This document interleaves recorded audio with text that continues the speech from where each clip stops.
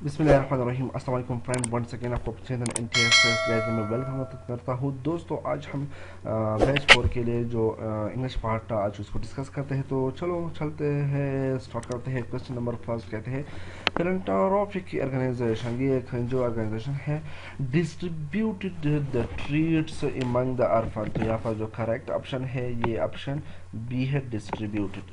Question number two. We check with the weather condition. तो यहाँ पर previously, earlier, this is not the correct answer. तो यहाँ पर none of these is the correct option. Question number three. Say father suffered a major stroke. Say father को major stroke हुआ but managed to full, लेकिन उसने manage कर दिया। अब full over, full out, full through, इसका अलग अलग मीनिंग है, लेकिन यहाँ पर जो करेक्ट ऑप्शन है full through। Pull through mean किसी क्रिटिकल कंडीशन से निकलना। तो यहाँ पर जो करेक्ट ऑप्शन है वो है full through. Question number four कहते हैं the opponent ran him in public. तो यहाँ पर जो करेक्ट ऑप्शन है वो ऑप्शन है over, ran him over in public. अगर रैन ऑफ होता तो इसका मतलब होगा किसी को छोड़ना, तो ये भी करेक्ट ऑप्शन नहीं है। अगर रैन फार होता तो इसका मतलब होता बहुत तेज भागना, तो ये भी करेक्ट ऑप्शन नहीं है। Question number 5। वंस ही केम, जब वो एक दफ़ा आया, हिज सेंस, अपने सेंस को, ही अंडरस्टूड द लॉजिक, तो उसने लॉजिक को समझा। अब केम टू और केम फॉरवर्ड, केम ऑन का डिफरेंट मीनिंग है। तो केम टू का मतलब है, अगर हम टू को यूज़ करते हैं तो इसका मतलब है रिकवर होना। जब वो रिकवर हुए then he understood the logic. अगर हम इसको केम फॉरवर्ड यूज़ करते हैं तो इसका मतलब होता है किसी की हेल्प करना, तो यहाँ पर ये करेक्ट नहीं है। अगर हम केम ऑन के बारे में कहें तो इसका मतलब होता है कम ऑन, किसी को राजी करना, जिसका हम कहते हैं, यूज़ करते हैं come on. Question number 6। The supervisor thought, supervisor सोच रहा था, the most suitable person to do the job. Most suitable person कौन है, तो इसके लिए जो करेक्ट ऑप्शन है क्वेश्चन नंबर 6 में आउट। तो यहाँ पर option A is the correct result. It mean that अगर हम इस तरह करते हैं कि तो एट इस्तेमाल ये तो सेंटेंस में इस्तेमाल ही होता है, ये एन करेक्ट ऑप्शन है। जगह जबकि हम थिंक ऑन यूज़ कर सकते हैं, जिसका मतलब है कि हम किसी के बारे में सोचते हैं, जैसे कि थिंक और समथिंग, तो इसको लेकिन यहाँ पर ये सूटेबल नहीं है। तो करेक्ट ऑप्शन है option A. Question number 7। The fireman jump, fireman ने क्या कर दिया, जंप कर दिया। अगर हम इस तरह कहते हैं कि जंप ऑन, तो जंप ऑन का मतलब है जंप ऑन का मतलब है किसी को क्रिटिसाइज करना, जबकि जंप अप का मतलब है ऊपर किसी चीज़ की किसी चीज़ से चिल्लांग लगाना। जबकि अगर हम जंप अप इस्तेमाल करते हैं तो इसका मतलब ये होता है कि आप जंप अप करते हैं, इट मीन दैट आप चिल्लांग लगाते हैं, समथिंग इस तरह का जंप अप कहते हैं। हम सारे ऊपर जाने को कहाँ कहते हैं, jump up.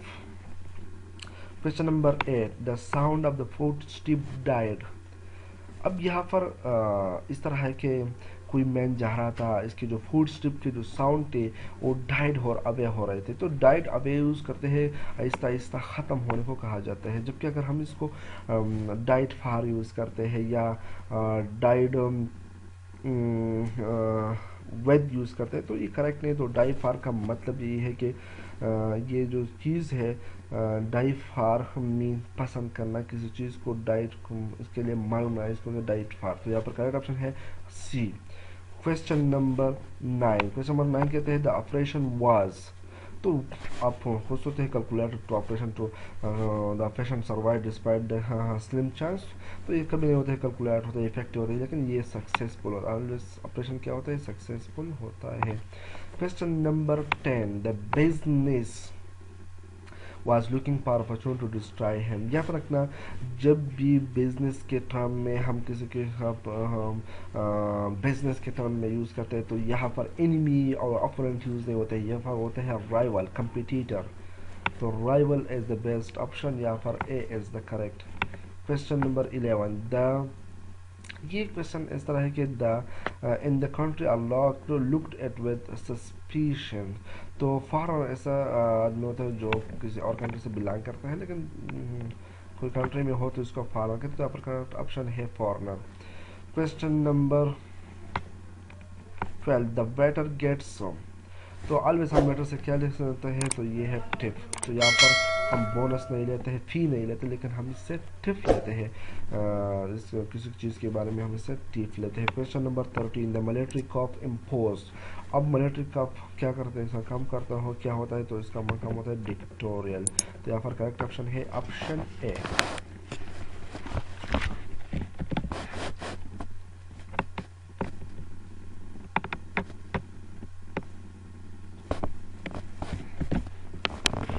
Question number 14, question 14 कहते हैं ही फ्रोज। तो यहाँ पर ये का जो करेक्ट ऑप्शन है momentarily, B is the correct sorry momentarily, option C is the correct option. The question number 15, the secretary was promoted. Progress नहीं होता है, रेस नहीं होता, वो प्रोमोट होता है because of the outstanding performance. तो यहाँ पर करेक्ट ऑप्शन है option C.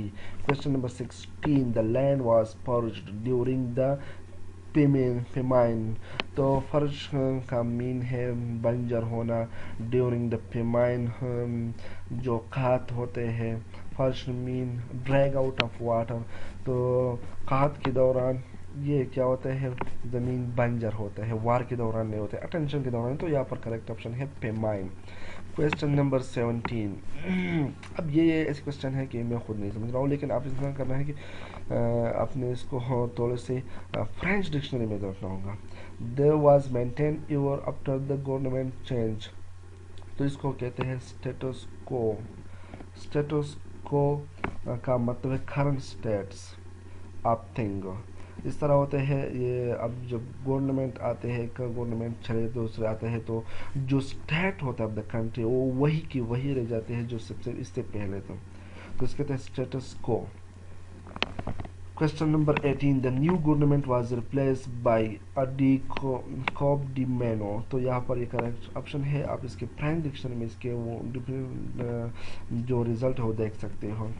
Question number 19, question number 19 कहते हैं was sold before the dinner. तो यहाँ पर इस तरह है कि ये क्वेश्चन हाँ आप भी खुद देख रहे हैं, ये पता नहीं, मैं आपको इसका नहीं बता सकता। क्वेश्चन नंबर 20, क्वेश्चन नंबर 20 कहते हैं between India Pakistan is required. Pakistan India के दरमियान क्या चाहिए कि हालात नॉर्मल हो जाए। तो इसके दरमियान एम्पेस अगर हम यूज़ करते हैं इसका मतलब है डेडलॉक। तो ये तो करेक्ट ऑप्शन नहीं है कि हम डेडलॉक आ जाए, तो ये तो करेक्ट ऑप्शन नहीं हुआ।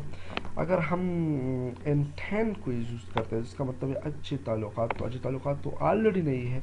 अगर हम डिटेंड यूज़ करते हैं तो इसका मतलब है फ्रेंच वर्ड्स है और इसका मतलब है रिलैक्सेशन, हालात को मामूल पर लाना।